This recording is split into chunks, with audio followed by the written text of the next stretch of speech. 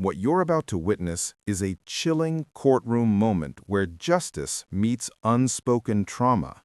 A man stands before the court, accused of one of the most heinous crimes imaginable, continuous sexual abuse of a child.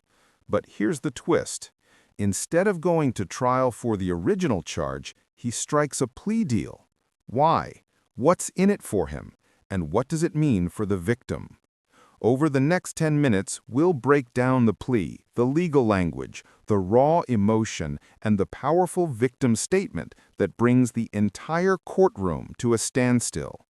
Watch closely, because the devil's in the legal details, and the emotional weight is unforgettable.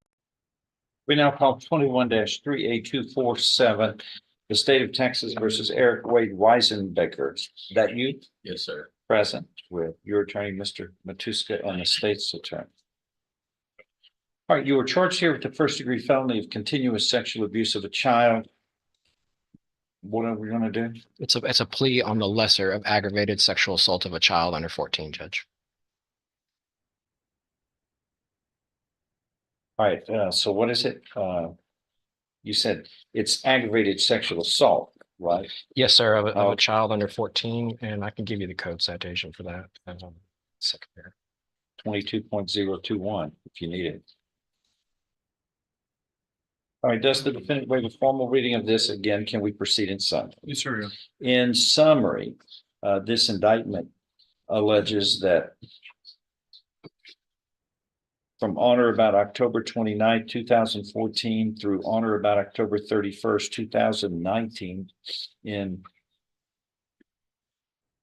Jefferson County, Texas, you committed the first-degree felony of continuous sexual abuse of a child. Do you understand what you were charged with in this indictment? Okay, let's unpack that legal language. Originally, Eric Wade Weisenbacher was charged with continuous sexual abuse of a child, a first-degree felony carrying a mandatory minimum of 25 years without parole. But now, he's pleading guilty to a lesser-included offense, aggravated sexual assault of a child. This still carries a first-degree punishment range, 5 to 99 years or life, but unlike the original charge, parole is possible. It's a strategic move, but here's a question for you. Do you think plea deals in cases like this serve justice or allow accountability to slip through the cracks?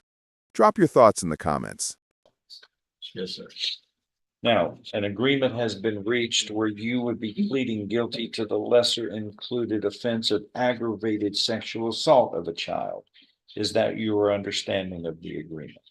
Yes, sir. And in other words,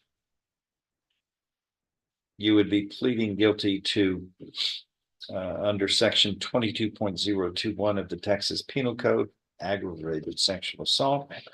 A person commits an offense if the person intentionally or knowingly, regardless of whether the person knows the age of the child at the time of the offense, intentionally or knowingly causes the penetration of the sexual organ of a child by any means, or causes the sexual organ of a child to contact the sexual organ of another person, including the defendant.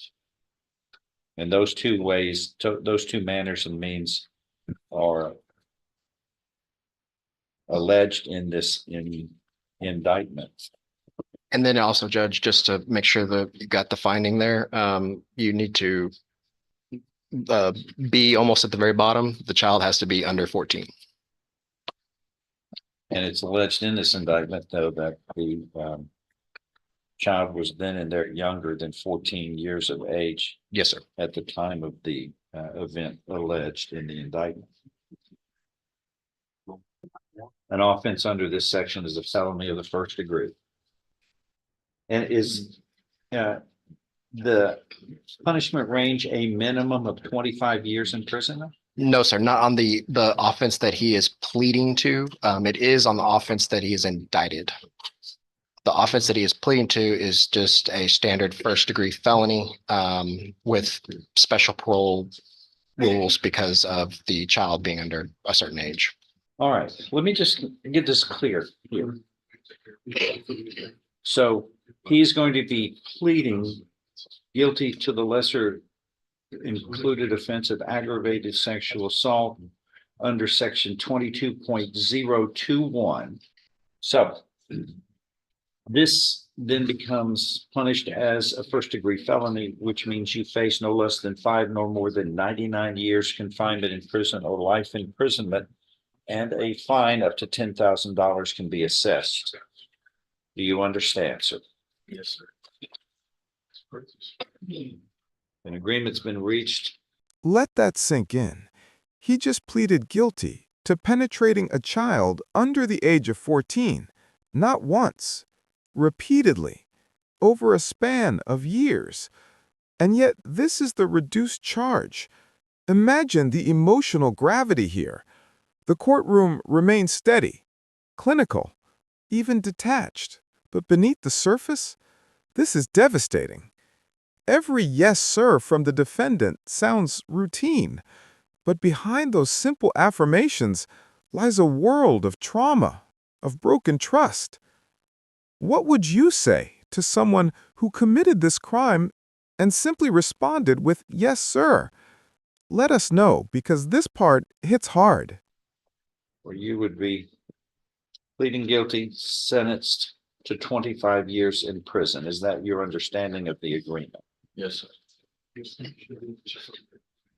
If I follow this agreement, you have no right of appeal of your case. Do you understand? Yes, sir.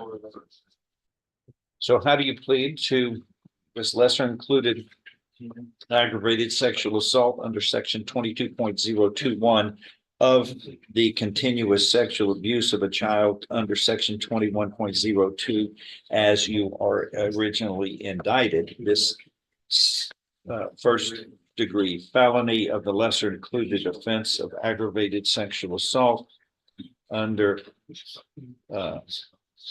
subpart A, which a person commits an offense if the person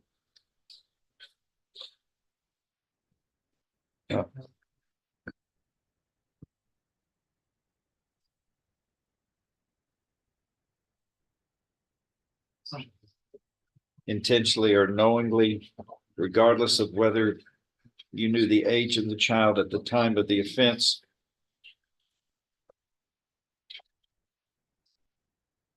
caused the penetration of the sexual organ of the child by inserting your finger, and did then and there intentionally or knowingly cause your sexual organ to contact or penetrate the sexual organ of the child. The child was younger than 14 years of age at the time of the event. Quick legal sidebar. By pleading guilty to aggravated sexual assault under Texas Penal Code 22.021, he avoids the life without parole scenario tied to the original charge. But here's the kicker. 25 years in prison is the agreed sentence. The judge confirms that there's no right to appeal. So whatever happened behind closed doors, witness cooperation, evidentiary concerns, or legal strategy, it ended with this deal. Would you have taken this plea if you were the prosecutor, or fought for the full original charge? Let us know. This is where legal chess meets human suffering. Which constitutes the elements of this lesser included first degree felony of aggravated assault. Is all of that true and correct? And is that what you were pleading guilty to? Yes, sir. Aggravated sexual assault of a child, Judge. Sexual assault of a child? Yes, well, you said aggravated assault. Aggravated sexual assault. Yes, sir. And are you doing that voluntarily, knowingly, intelligently, and because all of this is true? Yes, sir. Show you what's marked as State's Exhibit 1. Did you sign that document voluntarily? Yes, Did you understand it, discuss it with your attorney, or the contents all true and correct? State's Exhibit 1 is tendered into evidence without objection admitted. This states, among other things, you were mentally competent to enter your plea, which is being made freely and voluntarily. You know what you've been charged with. The indictment's been read to you. You understand it fully. You were guilty of the lesser included offense of sexual assault of a child, aggravated sexual assault of a child under this indictment of continuous sexual abuse of a child. You were giving up your rights to a jury trial, the right to the appearance, confrontation, cross-examination of witnesses. You were totally satisfied with the representation provided by your lawyer. All of this is true. It states, so help you God. Is that so? Yes, sir. States Exhibit 1 is made a part of the record for all purposes. Pre-sentence report waived. Yes, sir. I'm going to follow this agreement. And anything else to add? No, sir. If not, I'm going to find, sir, you are pleading guilty again to this lesser included offense of aggravated sexual assault of a child, a first degree felony offense, voluntarily, knowingly, intelligently. There's sufficient evidence supporting your guilty plea from State's Exhibit 1 to find you guilty beyond a reasonable doubt. I now find you guilty beyond a reasonable doubt of this offense. I am following this agreement. You are hereby sentenced to confinement in the institutional division of the Texas Department of Criminal Justice to serve a term of 25 years. Do you understand what has happened today, sir? Yes, sir. Now, one other thing is you now have been convicted of an offense which requires sex offender registration admonishments and the sex offender registration requirements under the Texas Code of Criminal Procedure in Chapter 62. Do you understand what you are going to be required of, sir? Yes, sir.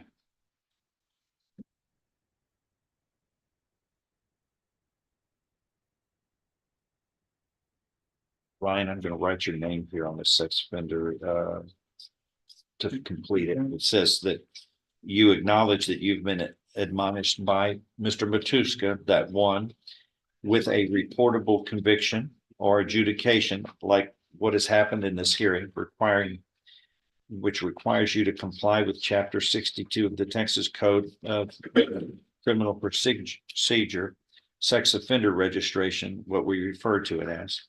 Failure to do so properly is a criminal offense and may result in prosecution. Do you understand? Yes, sir. Furthermore, if you move to another state that has similar reporting requirements for sex offenders, you must register in that state. And failing to register would result in you being charged with a criminal offense. Do you understand? Yes, sir. Do you understand what has happened today, sir? Yes. Anything else to add on this? No, sir. Anything, Brian? Okay, that is all. We're in recess on this case. Thank you, Judge.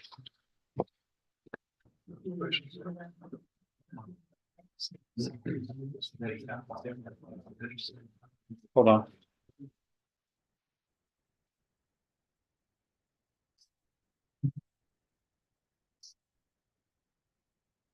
Hold on. All right, in this case, the defendant has pleaded guilty and has been sentenced to 25 years imprisonment for continuous sexual.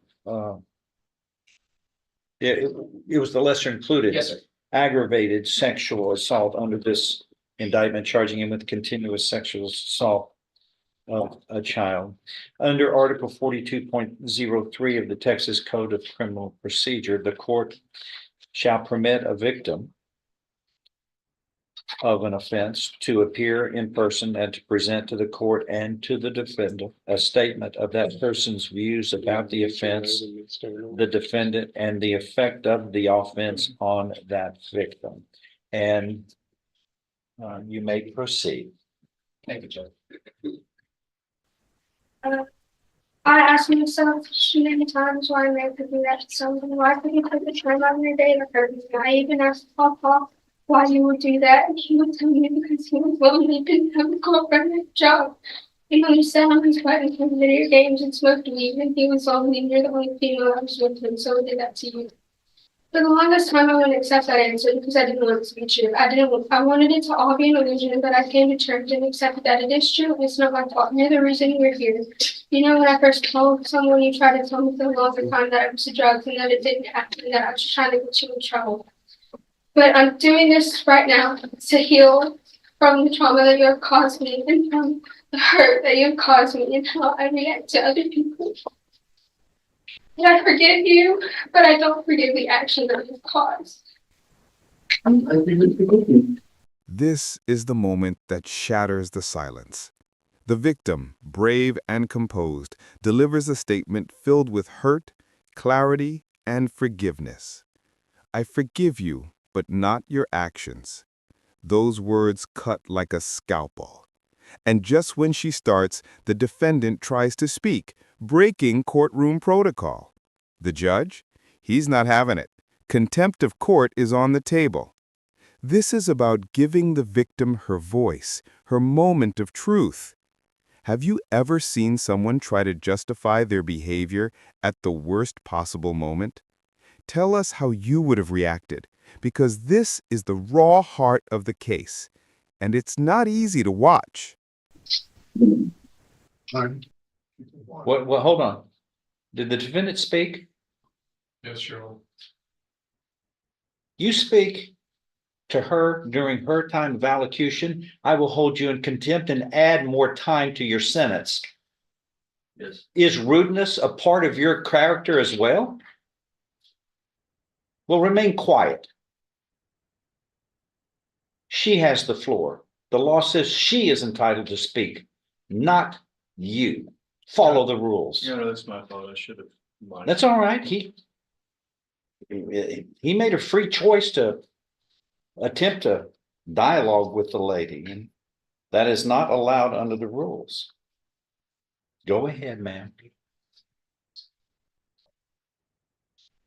That's all we have, Judge. Is that it? Yes, sir. Yes. Anything else you'd like to add?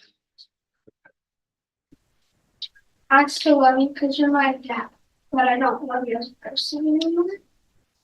Ma'am, just I still love you because you're my dad, but I don't love you as a person.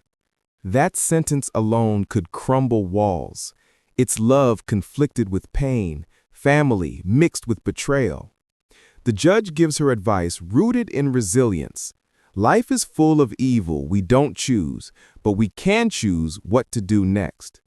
This is where legal proceedings meet the messiness of real life. Justice isn't always clean. It leaves scars. Have you ever had to forgive someone who didn't deserve it?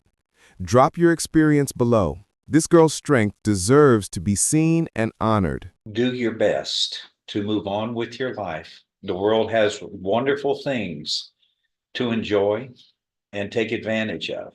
And sometimes all of us have to deal with an evil situation that comes in front of us. We didn't expect it. We don't deserve it, but it's part of life sometimes. Do your best, please, to, try to put that past you and enjoy the good, wonderful things that life has and make the most out of that. Okay. Good luck to you. Thank you. Thank you, Judge. Yes. That is all. So, what happened here? Eric Wade Weisenbacher pleaded guilty to aggravated sexual assault of a child, a reduced charge from his original indictment of continuous abuse. He'll serve 25 years in the Texas Department of Criminal Justice and must register as a sex offender for life. No parole hearing, no appeal. The victim, in a powerful allocution, delivered a statement that will resonate far beyond this courtroom. And justice, while not perfect, was served. If you found this case as shocking as we did, make sure to hit that like button, share your thoughts in the comments, and don't forget to subscribe for more jaw-dropping courtroom breakdowns. You won't want to miss what's next.